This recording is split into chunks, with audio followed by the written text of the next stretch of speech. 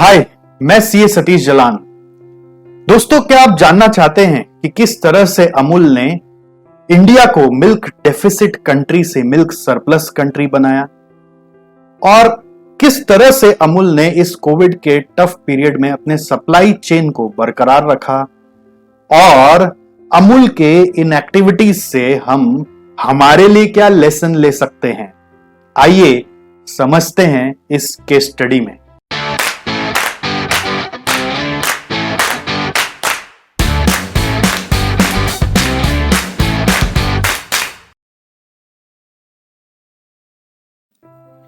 दोस्तों, किसी भी कंपनी को आगे जाने के लिए एक बहुत बड़े समस्या का समाधान खोजना पड़ता है और ऐसे ही हमारे अमूल ने एक समस्या का समाधान खोजा था जो था एक्सप्लॉयटेशन ऑफ फार्मर्स। गुजरात के कायरा नाम के डिस्ट्रिक्ट में हमारे किसानों का सिर्फ एक ही अर्निंग होता था, वो था दूध बेच के कमाना। वो अपने दूध को मिल्क कॉन्ट्रैक्टर्स को बेचते थे। वो मिल्क कॉन्ट्रैक्टर्स दूध ले जाकर पोल्सन नाम की एक ब्रिटिश कंपनी थी, उनको बेचते थे। पोल्सन उसे प्रोसेस करके बॉम्बे मिल्क स्कीम नाम का गवर्नमेंट का एक स्कीम होता था, उसे दूध बेचती थी और बॉम्बे मिल्क स्कीम फिर एक्सपेक्टेंट्स को और चिल्ड्रन को और कुछ ही वर्ग ऑफ सोसाइटी को वो दूध बेचा करती थी। जिस तरह से आज दूध हमें फ्रीली अवेलेबल है, वो उस समय अवेलेबल नहीं था। आज हम सब जो जब मन चाहे दूध पी लेते हैं या जब नहीं भाता है तो दूध गिरा देते हैं ना बेसिन में जाकर।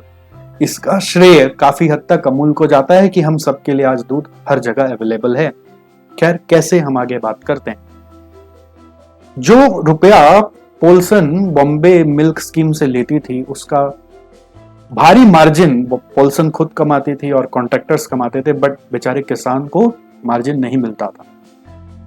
किसान एक और समस्या फेस करता था कि विंटर सीजन में एक ऐसा समय आता है जिसमें जो कैटल्स हैं वो 2.5 गुना तक ज्यादा दूध देती हैं, तो उस समय वो सरप्लस मिल्क और भी थ्रू अवे प्राइस पर कॉन्ट्रैक्टर्स खरीदा करते थे।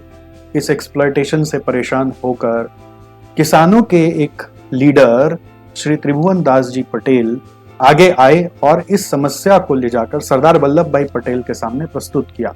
सरदार जी ने एडवाइस किया कि अगर इससे बाहर निकलना है तो एक ही जरिया है कि आप विलेज लेवल पे कोऑपरेटिव सोसाइटी बनाइए और उसे मिल्क यूनियन में लाकर वहां पे ही प्रोसेस करके डायरेक्ट बॉम्बे मिल्क स्कीम को बेचिए, पोल्सन को साइड करिए। इस चीज को करने के लिए मोरारजी देसाई को भेजा गया गुजरात में कि आप इस चीज की स्थापना करें, कोऑपरेटिव सोसाइटी बनाने में हेल्प करें और जरूरत पड़े तो किसानों से स्ट्राइक वगैरह करवा कर गवर्नमेंट को कन्विंस करवाएं, और ऐसा ही हुआ। कायरा नाम का एक मिल्क यूनियन सबसे पहले गुजरात में स्थापित किया गया with processing capacity of only 250 litre of milk per day and it was made by 2 village cooperative society in that time. उस समय उसका निर्माण किया गया। धीरे धीरे ये समस्या का निदान करने के लिए और भी कोऑपरेटिव सोसाइटीज बनाए गए अलग अलग लेवल पे। बहुत सारे फार्मर्स उसमें जुड़ने लगे और इस तरह से कायरा अपना कैपेसिटी बढ़ाता गया। कायरा में त्रिभुवन दास जी पटेल ने एक बहुत बड़े विजनरी को अपने साथ जोड़ा जिनका नाम था डॉक्टर वर्गीज कुरियन।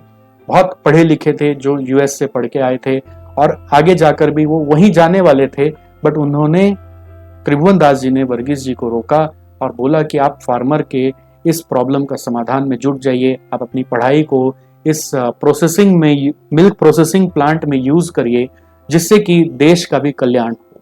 वर्गीज कुरियन जी रुक गए और लग गए किस तरह से कायरा में और प्रोसेसिंग कैपेसिटी बढ़ाई जाए, किस तरह से और फंड लाए जाए। तब तक देश आजाद हो चुका था और उस समय जो भी फंड वगैरह चाहिए थे वो न्यूजीलैंड से और यूनिसेफ से लाकर कायरा की प्रोसेसिंग कैपेसिटी धीरे धीरे बढ़ाई गई।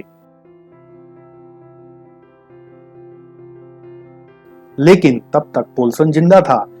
पोल्सन सिर्फ मिल्क प्रोसेसिंग ही नहीं, बटर प्रोडक्ट्स भी बनाता था और उसके बटर बहुत पॉपुलर थे, बहुत ही अलग यूनिक टेस्ट के बटर थे।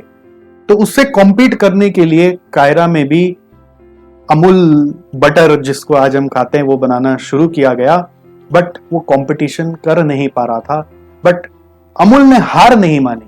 अमूल बटर में ट्रायल एंड एरर किया गया, येलो कलर डाला गया और सॉल्ट डाला गया, जिससे कि पोल्सन के बटर के क्वालिटी को हम मैच कर पाए। और धीरे धीरे जब लोगों को ये समझ में आया कि अमूल यानी ये कायरा मिल्क यूनियन, जो आगे जाकर अमूल नाम से लोगों में जाना गया, जब लोगों में ये पता चला कि ये कायरा मिल्क यूनियन कितना फेयर है, किसानों की रक्षा के लिए बनाया गया है, तो लोगों का विश्वास इसके प्रति आने लगा। कायरा डिटरमाइंड था कि हमें अगर बटर बनाना है तो फ्रेश क्रीम से बनाना है, जबकि पोल्सन क्या करता था कि क्रीम को खट्टा हो करके यानी कुछ दिन रख के फिर उससे बटर बनाता था, उससे टेस्ट अलग अच्छा आ जाता था।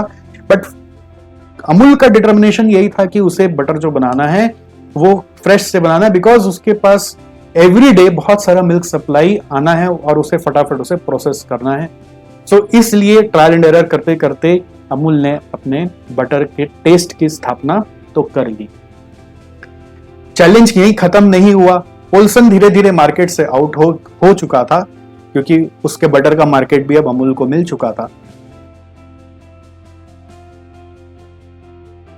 बट चैलेंज ये भी था कि सारा का सारा फार्मर का मिल्क प्रोड्यूस हमें प्रोक्योर करना है, हमें किसी भी फार्मर को नुकसान होते हुए नहीं देखना है। इसलिए एक सोच लाई गई कि उस समय किसान ज्यादा बफेलो रियर करते थे देन काउज, तो बफेलो मिल्क को किस तरह से मिल्क पाउडर में कन्वर्ट कर लिया जाए, जिससे कि समर सीजन में जब दूध कम आता है, लीन सीजन जिसे हम कहते हैं, उस समय हम उसे यूज कर सकते हैं अपने मिल्क प्रोडक्ट्स बनाने के लिए। इसके लिए मिस्टर कुरियन ने अपने एक दोस्त को साथ में जोड़ा, जिनका नाम था मिस्टर दलाया, जो पढ़ाई किए हुए थे स्पेशली इन मिल्क और मिल्क प्रोडक्ट्स को लेकर, और उनके सहायता से एक ऐसा इनोवेटिव टेक्नोलॉजी उन्होंने खोज निकाला जिससे कि बफेलो मिल्क से भी मिल्क पाउडर बनाया जा सके, एंड वहां से एक्सप्लॉयटेशन 100% लेवल पे स्टॉप हुआ।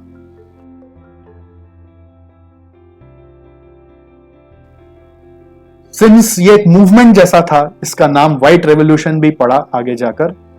किसान जुड़ते चले गए, विलेज कोऑपरेटिव सोसाइटीज बनती चली गई, और इस पूरे चीज को मैनेज करने के लिए अमूल ने अपना एक प्रोक्योरमेंट मॉडल डिजाइन किया, जिसका नाम पड़ा अमूल्स 3 टियर प्रोक्योरमेंट मॉडल और अमूल्स पैटर्न, जिसको दुनिया भर में आज कोई भी डेयरी कंपनी एकदम रेप्लिकेट करने का कोशिश करती है। अमूल ने अपने पूरे मिल्क प्रोक्योरमेंट को बेटर करने के लिए, एरर फ्री करने के लिए और क्वालिटी मेंटेन करने के लिए विलेज लेवल पर जो कोऑपरेटिव सोसाइटीज बनाई, उनमें कैटल रियरिंग का एजुकेशन प्रोग्राम, ट्रेनिंग प्रोग्राम और डॉक्टर्स वगैरह वो सब की फैसिलिटी देनी शुरू की। जब किसान आता है तो विलेज कोऑपरेटिव सोसाइटी को मिल्क बेचता है, किसान दूध को एडल्टरेट करके ना लाए, दूध प्योर लाए, इसलिए एक ऐसा वहां पर सिस्टम बनाया गया कि दूध का प्राइस किसान को दूध के फैट कंटेंट के हिसाब से मिलेगा। एक ऐसा टूल बनाया गया कि वो दूध में डालते ही दूध का फैट कंटेंट बता देता है, और उस फैट कंटेंट के हिसाब से दूध का प्राइस किसान को दिया जाने लगा। और एकदम ट्रांसपेरेंट, दिन प्रतिदिन जैसे तैसे ये कायरा बढ़ने लगी, कमाने लगी, वैसे वैसे जो भी कमाई आती थी वो सब किसान को उसके दूध का प्राइस बढ़ा बढ़ा के दिया जाने लगा। और फिर डिस्ट्रिक्ट लेवल पर उन्होंने अपनी मिल्क यूनियन लेवल पर फैसिलिटीज और बढ़ाई कि किस तरह से दूध और ज्यादा प्रोसेस हो पाए, और फिर वो डिस्ट्रिक्ट लेवल सारा का सारा दूध लेकर कोऑपरेटिव सोसाइटी से 3rd लेवल, स्टेट लेवल पे, फेडरेशन जिसे कहते हैं, फेडरेशन लेवल पर लाकर किस तरह से लॉजिस्टिकली फास्टेस्ट वे में स्टेट लेवल पे लाकर अलग अलग जो प्रोसेसिंग प्लांट्स है वहां तक पहुंचा पाए, इसका अरेंजमेंट किया गया। तो 3 टियर मॉडल किस तरह से हुआ, एक विलेज लेवल पे कोऑपरेटिव सोसाइटी, डिस्ट्रिक्ट लेवल पे मिल्क यूनियन जो प्रोसेसिंग करेगा, और 3rd स्टेट लेवल पे फेडरेशंस जो लॉजिस्टिक्स का पूरा ध्यान रखेगा। आज दोस्तों इस मॉडल से अमूल हमारे देश भर में 2.5 करोड़ लीटर से ज्यादा मिल्क एवरी डे प्रोक्योर करता है, और 36 लाख फार्मर उनके साथ इस कोऑपरेटिव सोसाइटी में जुड़े हुए हैं। 1,85,000 से ज्यादा कोऑपरेटिव सोसाइटीज हैं, 222 डिस्ट्रिक्ट लेवल पे मिल्क यूनियन है और 28 स्टेट लेवल पे फेडरेशंस हैं जो डेली अमूल को मिल्क सप्लाई करते हैं उनके 84 फैक्ट्रीज में जो देश भर में आज स्टैब्लिश्ड हैं। इस पूरे बात से क्या समझ आता है? हमें एक लेसन मिलता है कि अगर हमारी नीयत दुनिया को देने की हो, लेने की नहीं, दुनिया को देने की हो और किसी और का नुकसान को कम करने की हो, तो हमें बड़ा होने से कोई नहीं रोक सकता।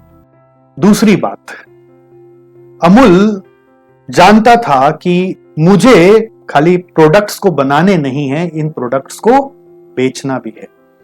तो बेचने के लिए कंज्यूमर का विश्वास जीतना जरूरी है और कंज्यूमर तभी विश्वास करता है जब वो अपनी वैल्यू फॉर मनी को पाता है। इसलिए अमूल का लक्ष्य एकदम क्लियर था कि मुझे कुछ नहीं कमाना, मुझे कम से कम खर्चे में अपना काम निकालना है और फार्मर को ज्यादा से ज्यादा कमाई मिले और कंज्यूमर की परचेजिंग पावर के हिसाब से उसको best to best value for money वाला प्रोडक्ट मिले। इसलिए अमूल ने एक दूसरा प्रॉब्लम सॉल्व किया, affordability and availability of milk products across the country. आज अमूल का सबसे बड़ा मार्केट शेयर डेयरी प्रोडक्ट्स में इंडिया भर में है और इसके लिए उसका डिस्ट्रीब्यूशन चैनल, जो कहते हैं कि सबसे बड़ा रिटेल चैनल है, 10 लाख से भी ज्यादा रिटेलर इनके लिए काम करते हैं एवरीडे बेसिस पर। और ये रिटेलर्स सिर्फ बेचते ही नहीं, अमूल के लिए एक विश्वास भी जगाते हैं। ग्रेजुअली जब बहुत सारे मिल्क यूनियंस बन गए जो मिल्क प्रोसेसिंग कर रहे थे, अमूल ने देखा कि सबके फैसिलिटीज में जो प्रोडक्ट्स बन रहे हैं उन सब का मार्केटिंग करना जरूरी हो गया, जिससे कि कंज्यूमर के मन में विश्वास बैठे कि हम जो काम कर रहे हैं वो अच्छा कर रहे हैं।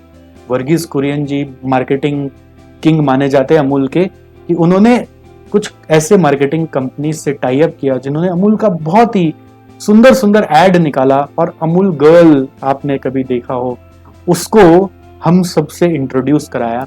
वो अमूल की जो गर्ल है वो इतने सारे रिकॉर्ड्स बना चुकी है कि वन ऑफ द ओल्डेस्ट अवतार और cartoon character used in advertisement which has sustained so many years. ऐसा उसके ऊपर भी एक अलग रिसर्च हो सकता है, उसके ऊपर भी एक अलग केस स्टडी बन सकता है। ऑब्जेक्टिव ये था कि अमूल के प्रोडक्ट्स पे देशवासी भरोसा करें, उसकी क्वालिटी पे भरोसा करें और ऐसे ऐसे कैंपेन्स बनाए गए कि जैसे कि दूध पीने से आप क्या क्या एडवांटेजेस पा सकते हैं। ऐसे ऐसे कई सारे कैंपेन बनाए गए जिसके कारण हम सब अमूल पे आज विश्वास करते हैं। तो दोस्तों, ये बात थी कि किस तरह से अमूल ने अपने आप को इंडिया का ही लार्जेस्ट नहीं बल्कि एशिया का लार्जेस्ट डेयरी प्रोडक्ट कंपनी बनाया और इंडिया को किस तरह से डेफिसिट से ले जाकर सरप्लस पे लाकर बैठाया। इसके साथ साथ मैंने जैसे आपको बताया कि हम ये भी बात करेंगे कि किस तरह से इस कोविड के टफ टाइम में अमूल ने अपने सप्लाई चेन को बरकरार रखा। कुछ खास बातें हैं कि इन्होंने सबसे पहले अपने सारे एम्प्लॉइज को मोटिवेट किया कि जो काम वो कर रहे हैं वो देशवासियों के लिए या देश के लिए कितना इंपॉर्टेंट है। दूध नहीं अगर लोगों के घर में पहुंचेगा तो बच्चे क्या पिएंगे, लोग कैसे अपने घर में खाना वाना बनाएंगे, कि उस प्रोडक्ट का महत्व क्या है, उस चीज को ध्यान में रखते हुए अपने एम्प्लॉइज को मोटिवेट किया, उनको काम करने के लिए प्रेरित किया, उनको स्पेशल हार्डशिप अलाउंस दिया, कुछ स्पेशल इंसेंटिव्स दिए कि आप इस तरह के माहौल में हमारे लिए काम कर रहे हैं। उनके रिफ्रेशमेंट्स का, सैनिटाइजेशन का और उनके हेल्थ का पूरे जिम्मेदारी अपने ऊपर लिया और सप्लाई चेन को कंटिन्यूअस रखा। जब लॉकडाउन हो रखा है पूरे कंट्री में तो ये बात तो समझ आनी ही चाहिए सबको कि गाय के दूध देने में कोई लॉकडाउन नहीं हो सकता। किसान के यहाँ दूध आएगा ही, गाय दूध देगी ही और वो दूध फिर वेस्ट ना जाए, इसका अरेंजमेंट अमूल ने पहले से ही, जब चाइना में ही लॉकडाउन का बात होने लगा था तब से ही करना शुरू कर दिया था। और भी ज्यादा कैपेसिटी से वो मिल्क पाउडर्स वगैरह बनाने लगे थे और भी डिफरेंट टाइप्स ऑफ प्रोडक्ट्स बनाने का पहले से ही ट्रायल एंड एरर शुरू कर दिया था, R&D शुरू कर दिया था, जिससे कि वो जो उस समय भी मिल्क आएगा बट कंजम्पशन मार्केट में कम हो जाएगा, उसको कैसे चैनलाइज कर पाए, उसका प्लानिंग उन्होंने करना शुरू कर दिया था।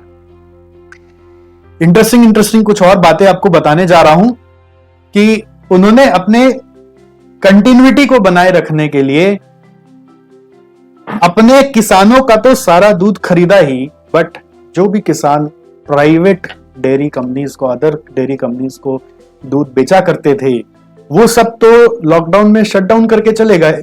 उनको परवाह नहीं थी कि किसान का क्या होगा नहीं होगा। उनका भी दूध अमूल ने प्रोक्योर कर लिया। एडिशनल 35 लाख लीटर मिल्क उन्होंने सिर्फ ये लास्ट लॉकडाउन पीरियड में जो पिछले साल हुआ था उसी में प्रोक्योर किया, और उन किसानों को भी वही रेट दिया जो वो अपने नॉर्मल किसानों को देता है, और उसी प्रोसेस से अपने मिल्क को अपने मिल्क के चैनल में लाया और उसको डिफरेंट प्रोडक्ट्स में कन्वर्ट करना शुरू किया। इम्यूनिटी बढ़ाने के लिए अमूल ने नए नए तरह के जो ट्रेडिशनल हमारे घर में चल रहे थे, हल्दी दूध, तो तुलसी दूध, तो अदरक दूध, जैसे 3 नए प्रोडक्ट उन्होंने निकाले इसी लॉकडाउन पीरियड में, और हमारे कंज्यूमर ने उसको भी बहुत अच्छा रिस्पॉन्स उन्होंने उनको दिया। अमूल जानता था कि लॉकडाउन में लोग टीवी ज्यादा देखेंगे, बिकॉज सब कॉन्शियस है ना कि क्या होगा कोरोना में, क्या हो रहा है आगे, क्या हो रहा है वहां। तो उसका भी एडवांटेज उन्होंने पूरा लिया कि उन्होंने मैसिव एडवर्टीजमेंट टीवी में स्टार्ट कर दिए, जिससे कि वो अपने कंज्यूमर से कनेक्ट और ज्यादा बना सके। एक बात को उन्होंने बहुत अच्छी पकड़ी कि इन जनरल जब हम बाजार में, रेस्टोरेंट्स में, ढाबा में, होटल्स में खाते हैं, तो उस समय हर जगह डेयरी प्रोडक्ट्स तो यूज होते ही हैं, जैसे कि बटर या फिर पनीर वगैरह आप समझते होंगे, उससे बहुत सारे डेयरी प्रोडक्ट्स यूज होते हैं। बट वो अमूल का यूज करे कि किसका यूज करे, इसके ऊपर हमारा कंट्रोल नहीं होता। हम तो बस उस रेस्टोरेंट में जाते हैं, टेस्ट के नाम पर पैसे दे आते हैं, बट वो रेस्टोरेंट किस चीज का खरीद रहा है ये हमें नहीं पता होता। हम बस यही सोचते हैं कि अमूल का हो तो अच्छा है, राइट। लेकिन जब ये सारा चीज कंज्यूमर खुद घर बैठे बैठे घर पे खरीद रहा होता है, तो वो फिर मोस्ट प्रेफर्ड ब्रांड को ही खरीद रहा था, यानी कि अमूल। तो अमूल के सेल्स इस कोविड पीरियड में और बढ़ने लगे थे। आपको याद होगा महाभारत और रामायण भी दूरदर्शन में जब टेलीकास्ट हो रहे थे, तो उस समय अमूल ने उस नॉस्टैल्जिया को भी पूरा अपॉर्चुनिटी में कन्वर्ट किया by showing it's old advertisement, जो एक जमाने में अमूल के बहुत फेवरेट एडवर्टीजमेंट्स होते थे लोगों के, उनको भी दिखाना शुरू किया, जिससे कि उनका पुराना कनेक्शन अमूल के साथ जाग जाए। सो अमूल ने अपने इस पूरे पीरियड को बरकरार रखा अपने दोनों एंगल से। सप्लाई चेन का 2 महत्वपूर्ण एंगल होता है, हम लोग बोलते हैं एक अपस्ट्रीम, एक दूसरा होता है डाउनस्ट्रीम। अपस्ट्रीम में हम सप्लायर्स का ध्यान रखते हैं और डाउनस्ट्रीम में कस्टमर्स का ध्यान रखते हैं। दोनों से अपना रिलेशन बखूबी बनाए रखा, अपने प्लांट्स को ऑन रखे और अपने सप्लाई को कंटिन्यूअस रखा, और कस्टमर्स में भी डिमांड बनाने का कोशिश किया। उनके फेसबुक चैनल को अगर आप फॉलो करते हैं तो अभी भी आ रहा है जो उन्होंने लॉकडाउन में स्टार्ट किया था, कि कंट्री के बेस्ट टू बेस्ट शेफ को वो इनवाइट करते हैं अपने फेसबुक चैनल पे, जिसमें रेस्टोरेंट वाला जो खाना है वो कैसे घर पे बनाया जा सके, उसके लिए शोज आते हैं, जिसको लोग फॉलो करके होम फूड कुक करने के लिए एनकरेज हो रहे हैं, और इन डिस्गाइज उनके प्रोडक्ट का डिमांड भी बढ़ रहा है।